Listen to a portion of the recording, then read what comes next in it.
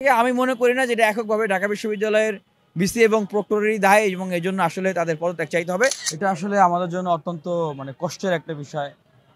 আমাদের সাথে এই যে সাম্য, শুভ অনেকেই সেই ১৯ সালের থেকেই বিশ্ববিদ্যালয়ে যত অন্যায় অপরাধের বিরুদ্ধে প্রতিবাদ হয়েছে, শিক্ষার্থীদের যত অধিকার আদায়ের আন্দোলন হয়েছে, তারা কিন্তু খুব সক্রিয়ভাবে অংশগ্রহণ করেছে। অন্যায়ের বিরুদ্ধে খুবই প্রতিবাদী ছিল। গতকালকে এইভাবে করে আসলে তারা আমাদেরকে ছেড়ে চলে যাবে, এটা আসলে আমরা কোনোভাবেই ভাবতে পারি নাই। আমরা দোয়া করি আল্লাহ তাকে জান্নাত নসিব করুক এবং তার যে পরিবার আছে তার পরিবারকে আল্লাহ সেই ধৈর্য দান করুক। আর আমাদের এই বিশ্ববিদ্যালয়ের যে নিরাপত্তা কনসার্ন, এটা অনেক দিনের একটা বিষয়। ঢাকা বিশ্ববিদ্যালয়ের একজন শিক্ষার্থী ঢাকা বিশ্ববিদ্যালয়েরই প্রাঙ্গণে বহিরাগত লোকজন এসে তাকে এইভাবে করে আঘাত করে যাবে, খুন করে যাবে, এটা তো আসলে আমরা কোনোভাবে মেনে নিতে পারি না। আমরা দেখেছি যে এই যে সোহরাওয়ার্দী উদ্যান, দীর্ঘদিন থেকে আমি যখন থেকে ঢাকা বিশ্ববিদ্যালয়ে ভর্তি হয়েছি তখন থেকেই দেখেছি যে এই সোহরাওয়ার্দী উদ্যানে এই মাদকাসক্তের সিন্ডিকেট, এই বিভিন্ন রকমের চাঁদাবাজি ছিনতাইয়ের সিন্ডিকেট, এইখানে বিভিন্ন রকমের অনুমতি ছাড়া, অনুমোদন ছাড়া, শৃঙ্খলা ছাড়া দখলদারি করে দোকান বসানো সিন্ডিকেট। আমাদের যে প্রত্যাশা ছিল ৫ আগস্টের পরে এগুলো থাকবে না, কিন্তু ৫ আগস্টের পরেও আমরা দেখেছি যে সেই আগের মতোই সেই সিন্ডিকেটগুলো আছে। সেখানে বিশ্ববিদ্যালয়ে প্রশাসনের সাথে আমরা যে কথা বলেছিলাম, আমরা দাবি জেনেছিলাম বিশ্ববিদ্যালয় প্রশাসন থেকে। আমরা প্রক্টর মহোদয়ের উদ্যোগ দেখেছিলাম যে তিনি যে এখানে গণপূর্তের যে ইঞ্জিনিয়ার গেট দেওয়া হয়, স্টিলের গেট দেওয়া হয়েছিল, কিন্তু সেই স্টিলের গেটটা আবার বইমেলার সময় খুলে ফেলা হয়েছিল, পরবর্তী সময় আর লাগানো হয় নাই।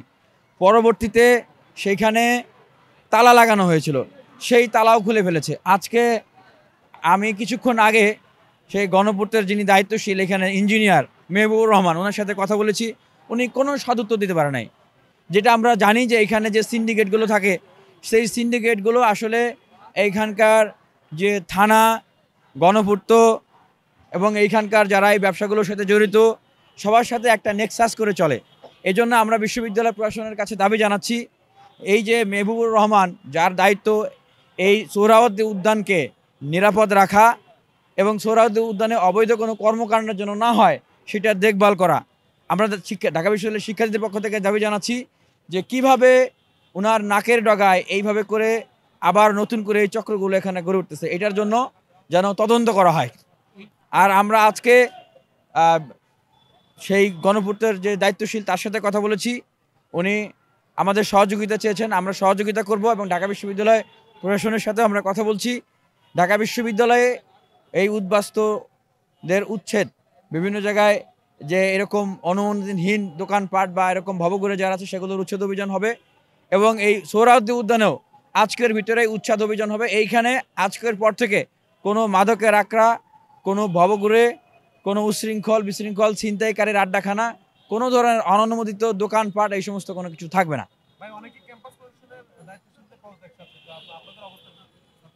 দেখেন যে ঘটনাটা ঘটেছে, এখানে সবারই দায় আছে।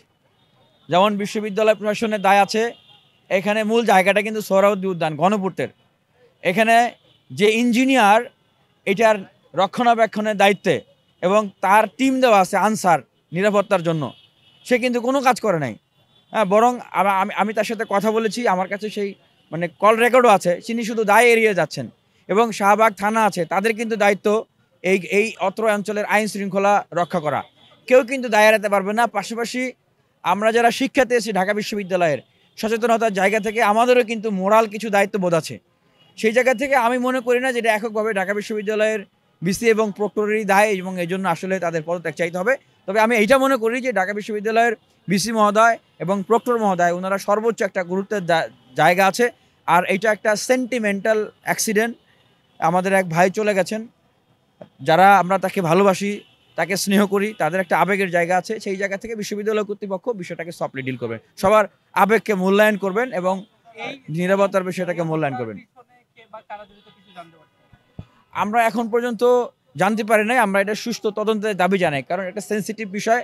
এই হত্যাকাণ্ডকে কেন্দ্র করে আবার এখান থেকে কোনো একটা ইস্যুকে ক্রিয়েট করা, সেটাকে আমি ব্যক্তিগতভাবে অপছন্দ করি।